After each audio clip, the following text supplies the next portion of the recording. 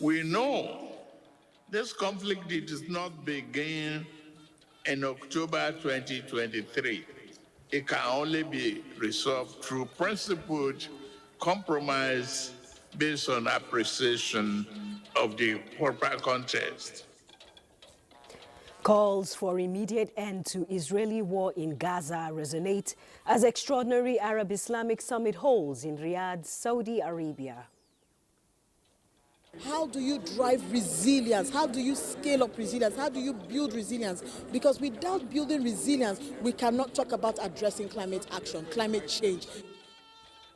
29th Annual Summit UN Climate Change Conference kicks off in Baku, Azerbaijan. Stakeholders preach unity for greener future. And discussions to return Nigeria to parliamentary system of government begin. The last 25 years has not actually given Nigerian citizens what they were expecting from their governments. Hello and thank you for joining us on the Network News tonight. I'm Naja'atu Tijani. Joining us from Lagos is Hingino John Adams. Musa Abubakar will give us happenings in the world of business. Musa, what's on your menu tonight? The Nigerian equities market begins the week in positive territory. Well, hold that thought. Ayodeji is with reports from the sporting world. Ayodeji, what's new? Let us know. Well, Naja, more players trickle into the camp of the Super Eagles in Abuja ahead of the AFCON qualifiers against Benin Republic. So we look forward to the details in the course of the bulletin. Remember that you can watch this broadcast live on our website, nta.ng/live. You can also watch the replay on our YouTube channel and do follow us across social media as well.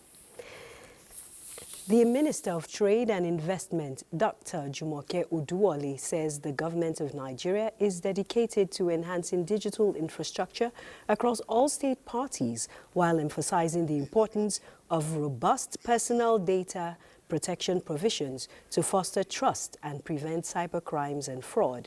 This was at the 15th meeting of the African Continental Free Trade Area in Addis Ababa, Ethiopia, where Dr. Uduole said Nigeria acknowledges the significant strides made with the Protocol on Digital Trade, which offers pragmatic rules designed to drive digital transformation across the continent. Meanwhile, speaking of strides, the Minister of Trade and Investment, the Minister of Art, Culture, Tourism and Creative Economy, Hannatu Musa, says Africa's participation in the G20 Ministers of Culture meeting is an achievement for Africa's cultural diplomacy. Gufan Shaji Ugwanyi reports that Musawa made this known at the Salvador Convention Center in Brazil at the weekend, where she led the African Union to deliberate on Africa's rich cultural heritage and its role in promoting economic growth, social cohesion, and global understanding. The minister, who doubles as the first Vice Chairperson of the Bureau of the Specialized Technical Committee on Youth, Culture and Sports in the African Union membership of 55 states, also thanked the G20 members for including Africa in the World Group. Notably, the minister held bilateral discussions with Brazil's Minister of Culture, especially on the rehabilitation of Nigeria's cultural house in Salvador as a vital center for preserving cultural heritage and supporting the Nigeria Destination 2030 drive.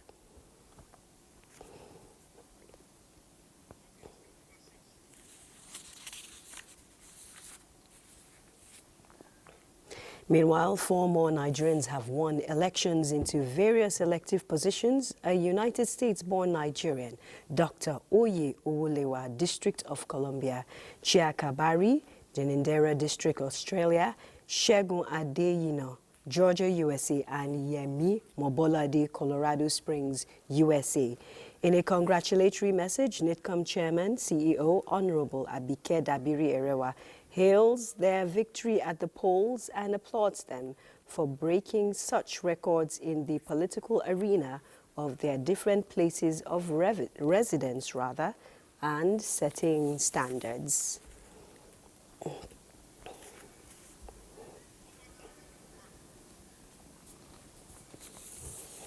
COP20.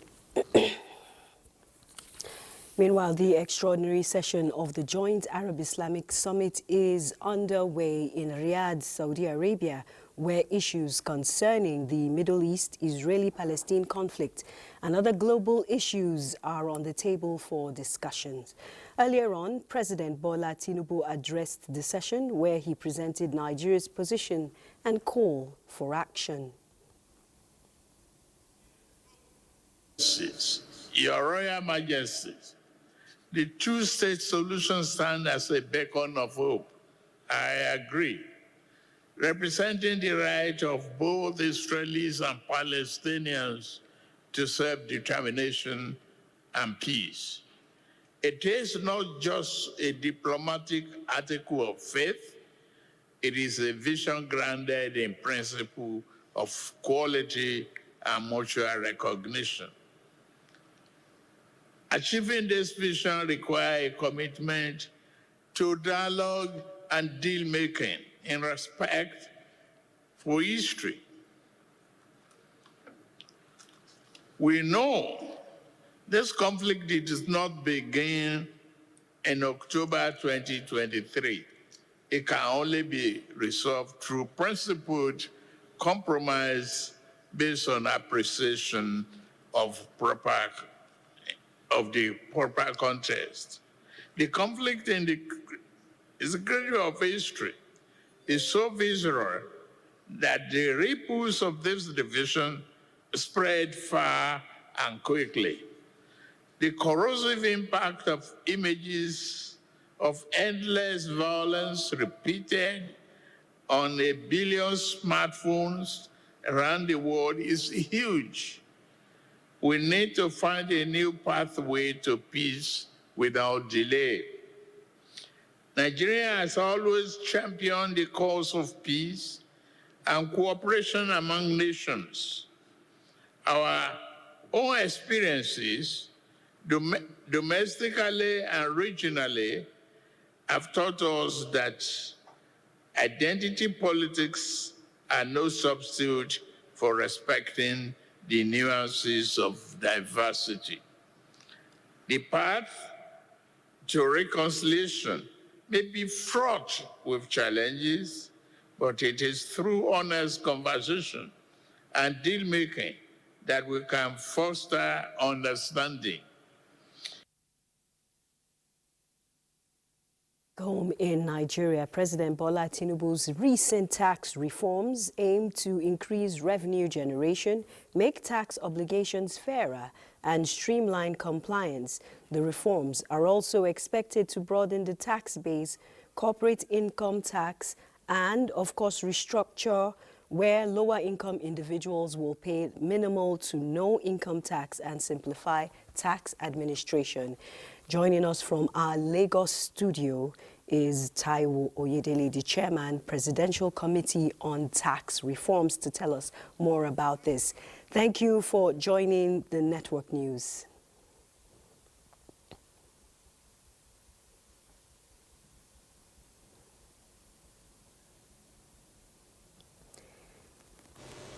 Mr. Oyedele.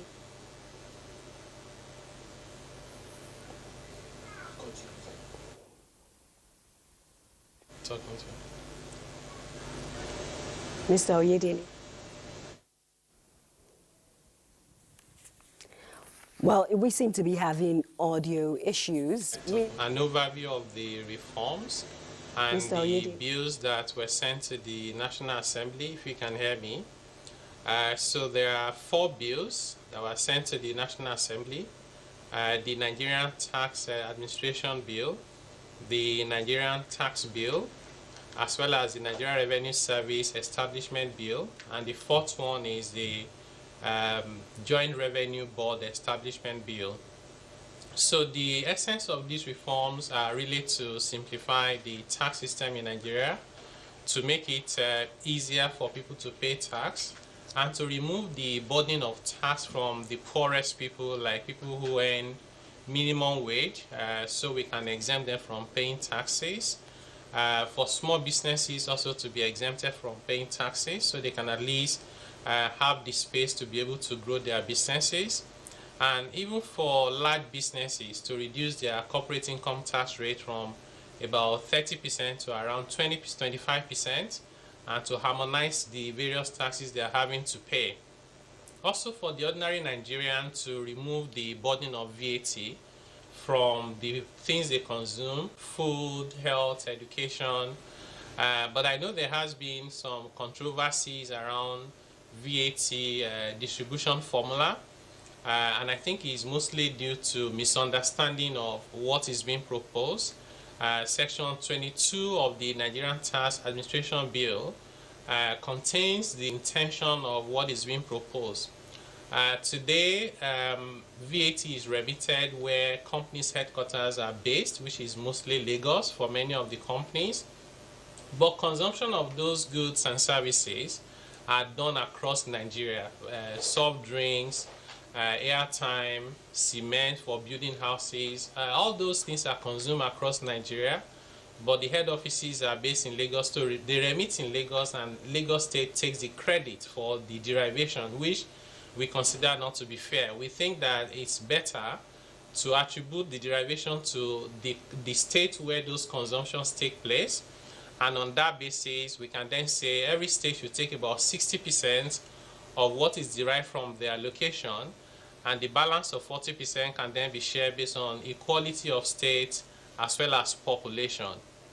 So we think that this is the best way for us to go, but we do take into account the feedback we have received from the governors as well as from other stakeholders, and we're currently engaging and consulting with them, because at the end of the day I think it's going to be in the interest of everyone to have the outcome that works for everyone, rather than having to withdraw the bills. We have more than 200 reform proposals in those bills.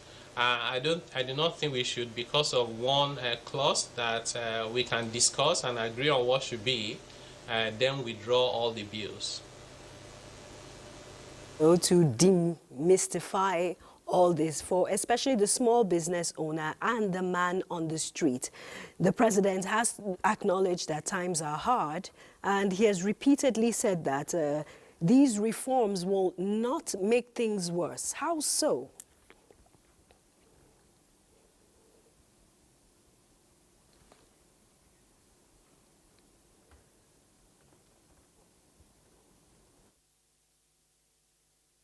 Correct. So Mr. President recognizes that things are hard because of the various economic reforms, particularly subsidy removal and naira flotation. We know there's high inflation, cost of living, and many Nigerians are struggling. So it is the recognition of these that we took into account in our reform proposals. And by the way, the Presidential Fiscal Policy and Tax Reform Committee is made up of eminent Nigerians from across Nigeria. All the 6 geopolitical zones are represented. We have more than 20 government institutions, private sector, civil society are represented. Men, women, Christian, Muslim, everybody of faith, including young people. We have more than 40 undergraduates from 22 universities across Nigeria represented. And we use a lot of data for what we do. So the intention is to relieve the poorest people, the masses, of the tax burden that they currently face, and also for small businesses. Many of us will know that today, small businesses pay more than 10, 20 taxes, from signage to TV and radio license to haulage, all manner of taxes. And this makes life very difficult for them. And whatever they are selling, the prices have to then go up, and then the vulnerable citizens cannot afford those basic necessities. So we have been very intentional in implementing the directive of Mr. President to make sure that when we are done with these reforms, we should be able to reduce, if not totally eliminate, the burden on the masses, low-income earners, vulnerable population, and even for large businesses. They should also see a relief in their tax burden. I think the only set of Nigerians that will have to pay a little bit more are the high net worth individuals, like those who earn like 5 million, 10 million naira a month.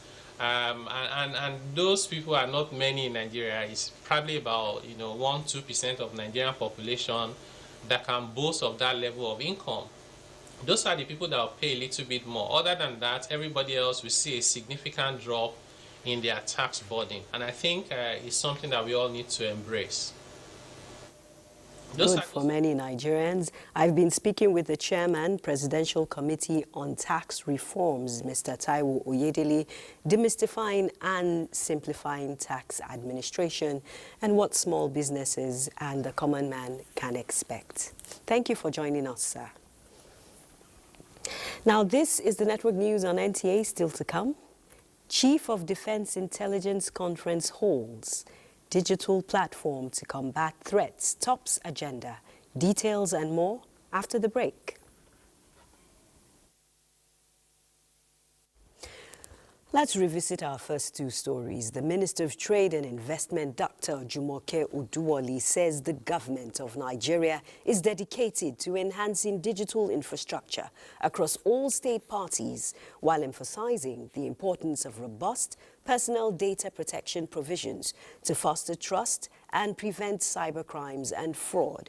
This was at the 15th meeting of the African Continental Free Trade Area in Addis Ababa, Ethiopia, where Dr. Oduwole said Nigeria acknowledges the significant strides made with the Protocol on Digital Trade, which offers pragmatic rules designed to drive digital transformation across the continent.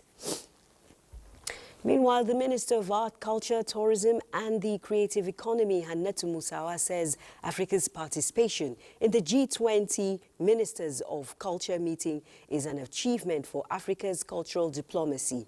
Gufan Shaju Gwanyu reports that Musawa made this known at the Salvador Convention Center in Brazil at the weekend, where she led the African Union to deliberate on Africa's rich cultural heritage and its role in promoting economic growth, social cohesion and global understanding.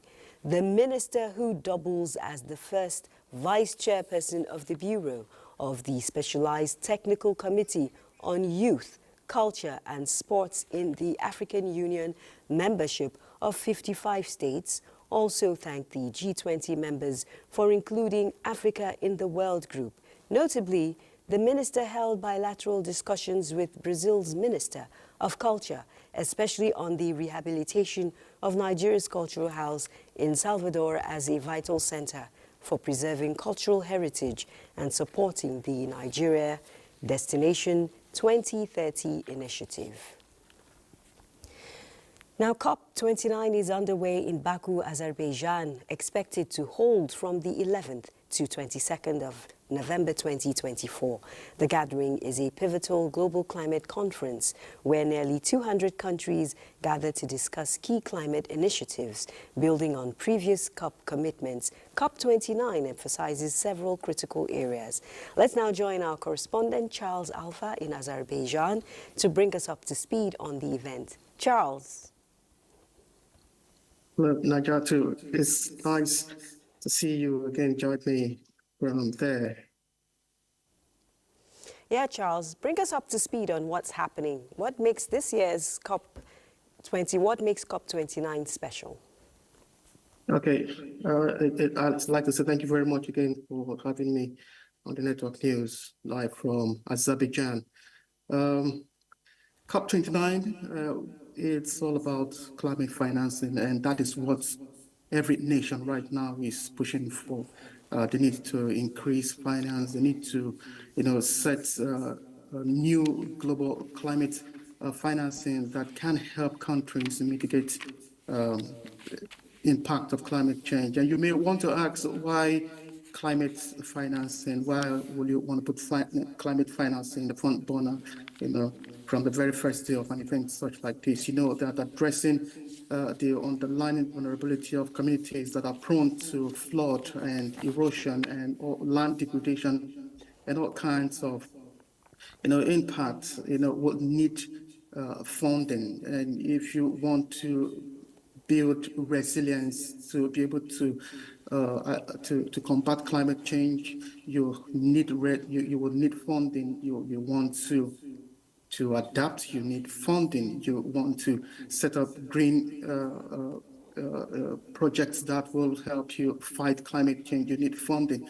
And so it is the first thing that is on the mind, on the menu of the United Nations Framework Convention on Climate Change here in Azerbaijan, Baku. So it is very important for countries. There are other areas that countries that this climate convention will be addressing. There will be a lot of talks on adaptation. There will be a lot of talk on, although then in Dubai, there was an agreement that countries will have to move gradually from fossil fuel to and triple the renewable energy and all of that. So other issues like that will also have to be looked at. And as I talk to you, nations are still, in plenary debating the agendas for the next 12 days, where they will have to come out with concrete action that will help nations around the world to mitigate the impact of climate change. So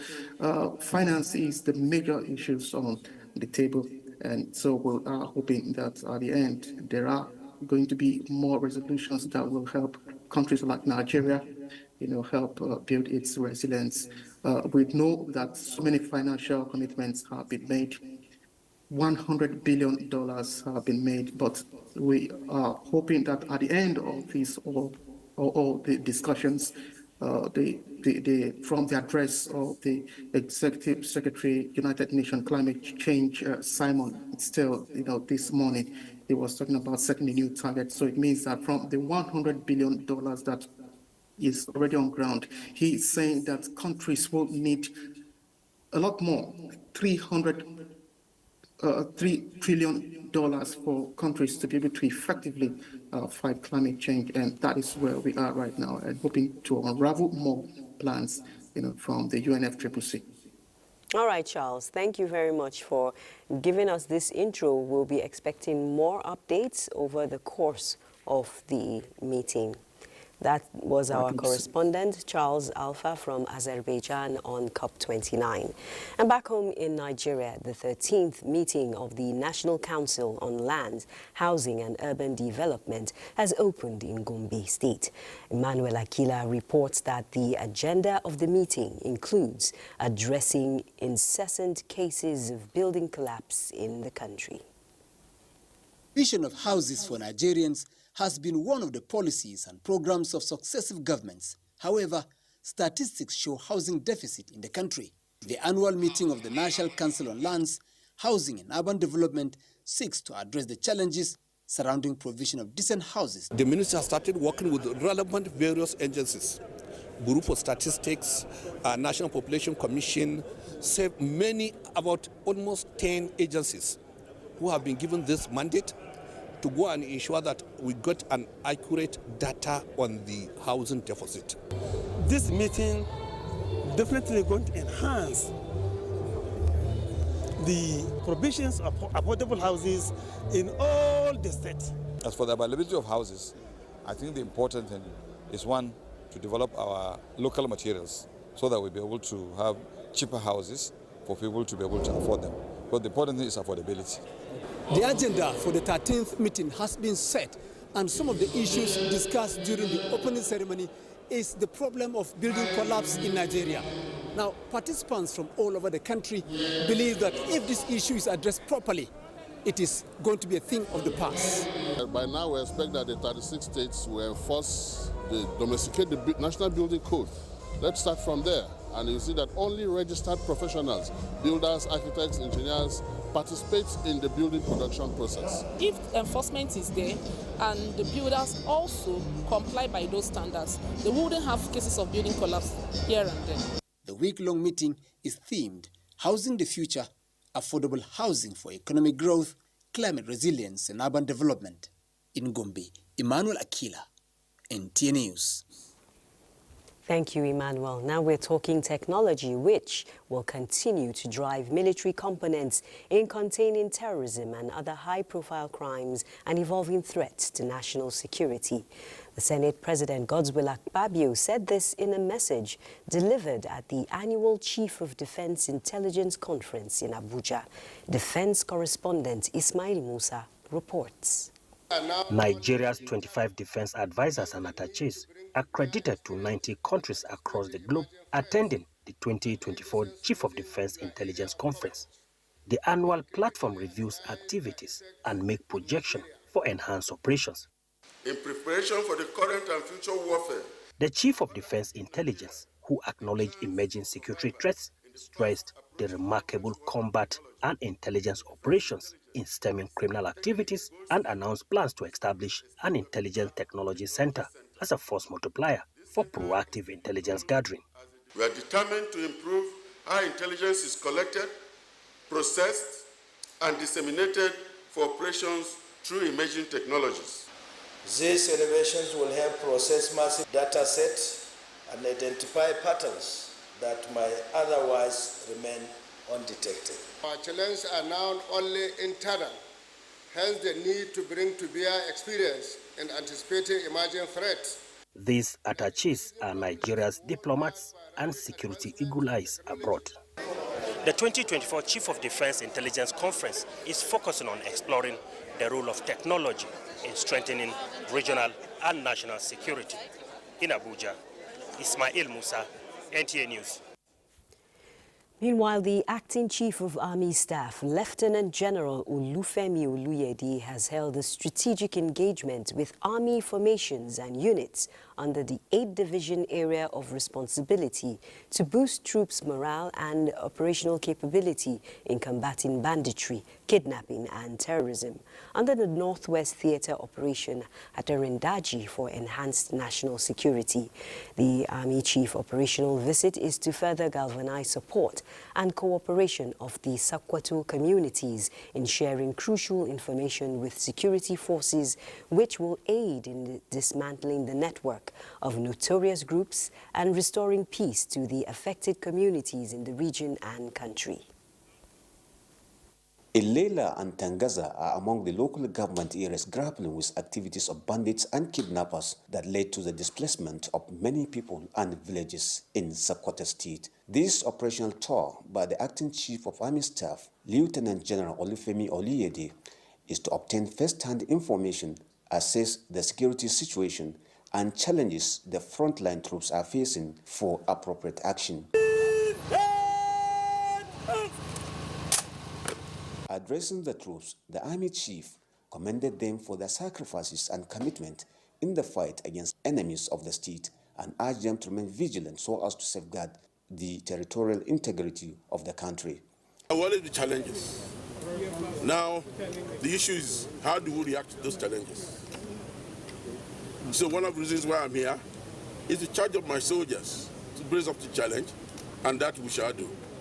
The General Officer commanding A Division Nigerian Army Sokoto, Brigadier General Ibikule Ajosi, had earlier briefed the Acting Chief of Army Staff on the general security situation in the state. Interacting with the local communities, the Acting Chief of Army Staff advocates closer ties with the troops and sister security agencies in the areas of information sharing and intelligence gathering to defeat criminal elements in the country. From Sokoto, Bashir Ibrahim Nababa, NTA News. Next, we're talking the implementation of the minimum wage, and the Nigeria Labour Congress directs all state councils of the union where the national minimum wage has not been fully implemented by the 1st of December 2024 to proceed on strike. The union issued this directive after its National Executive Council meeting held in Port Harcourt, Rivers State, to address urgent issues facing Nigerian workers and the Nigerian nation. NLC expresses deep frustration over delay by some state governments to implement the 2024 National Minimum Wage Act, describing it as a betrayal of the Constitution and denial of the rights of workers. The union resolves to set up a National Minimum Wage Implementation Committee, which will, among others, commence a nationwide assessment, mobilization and sensitization campaign, educating workers and citizens on their dignity and rights. It also calls for the implementation of comprehensive social protection policies which shield Nigerians from poverty, provide affordable health care, and ensure a wage that reflects the true cost of living. President Bola Tinubu congratulates Pastor Tunde Bakari as he celebrates his 70th birthday. President Tinubu reflects on Pastor Bakari's bold and patriotic efforts to advocate a better Nigeria as a co-convener of the Save Nigeria group by playing a pivotal role in leading civil demonstrations during critical periods in the nation's history. The president recognizes Bakari's unwavering faith and relentless dedication to advancing vital causes for the betterment of society and describes Pastor Bakari as one of Nigeria's most influential voices. On this occasion, President Tinubu joins Pastor Bakari's family, friends, and the Christian community to celebrate his profound impact as a religious leader. Similarly, former President Muhammadu Buhari joins family, friends, and the nation to celebrate his vice presidential running mate in the unsuccessful presidential election in 2011, Tunde Bakari, as he marks the milestone of 70 years. In a congratulatory message on the occasion to the overseer of the Citadel Global Community Church, the former president describes Pastor Bakari as a godly and valuable asset to the nation. Meanwhile, President Bola Ahmed Tinubu has approved the reappointment of the Director General of the Nigerian Building and Road Research Institute, Professor Samson Duna, for a second tenure of 4 years. Professor Duna has been serving as the Director General of the Nigerian Building and Road Research Institute since his appointment in 2020. It's now time to join Hingino in Lagos for more reports. Hingino.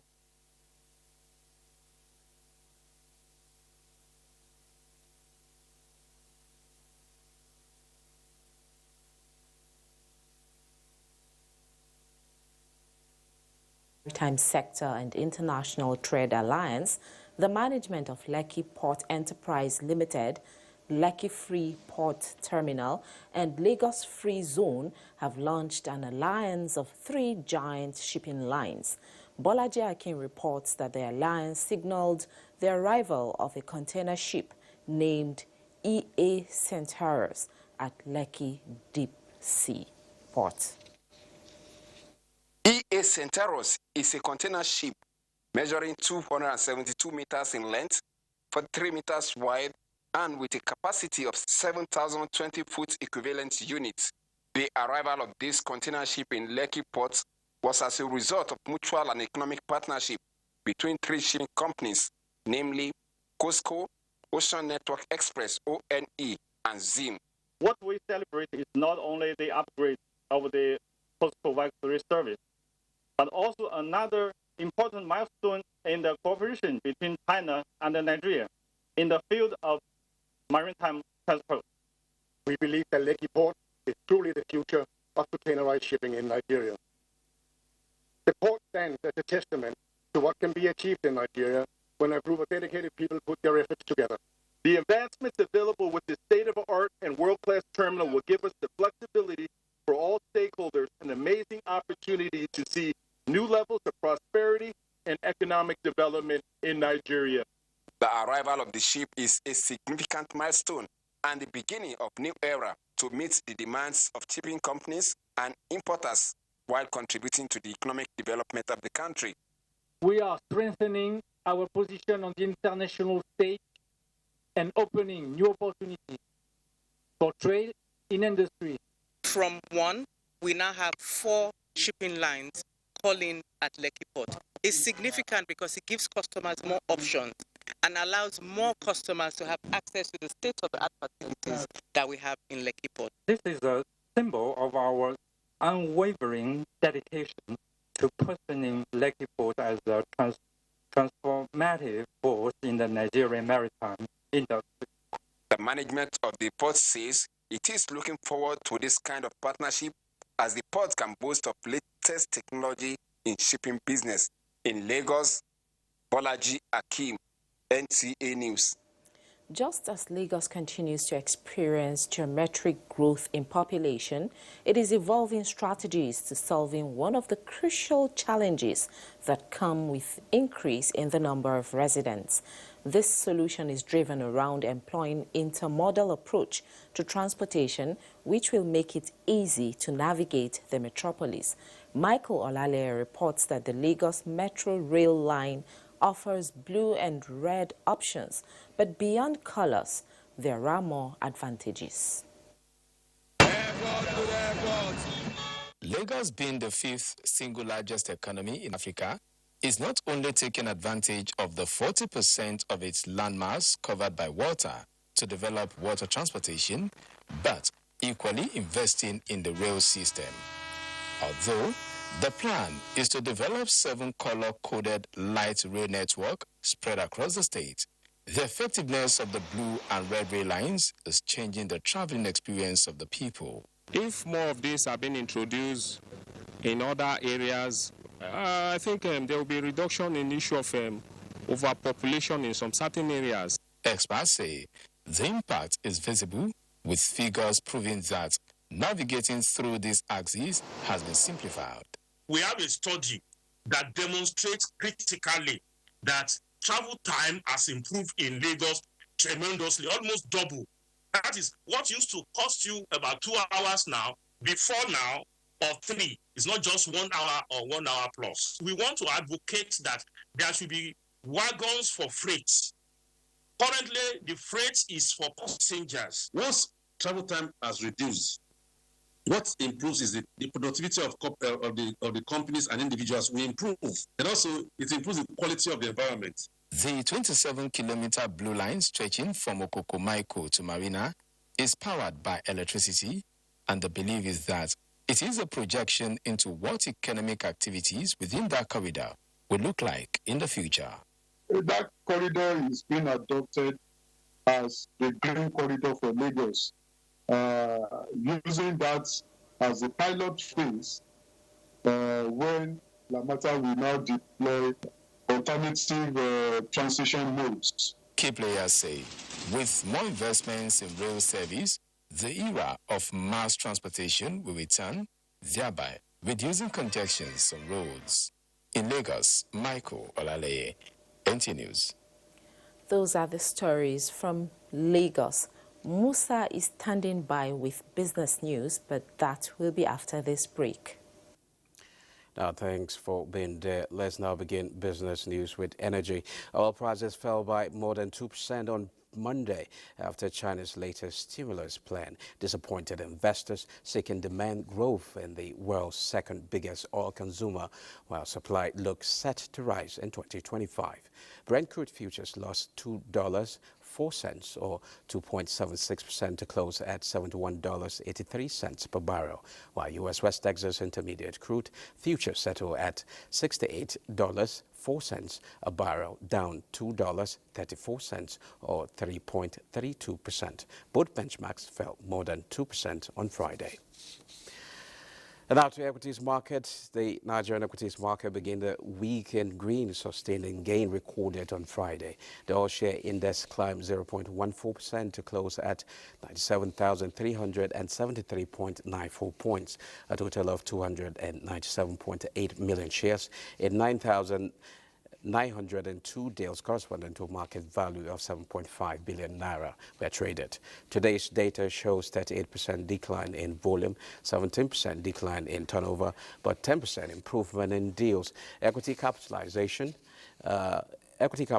increased to 59 trillion naira. Sterling Bank recorded the highest volume of 36.1 million traded shares, followed by United Bank for Africa, Access Holding, and Flour Mills Nigeria. Well, that's it. The news continues after the break.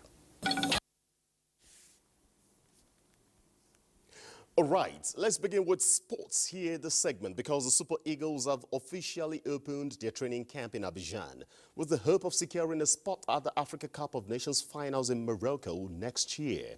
Head coach Austin Eguavoin, who recently returned from a medical leave in Belgium, arrived the Ivorian capital on Sunday to oversee the team's preparations.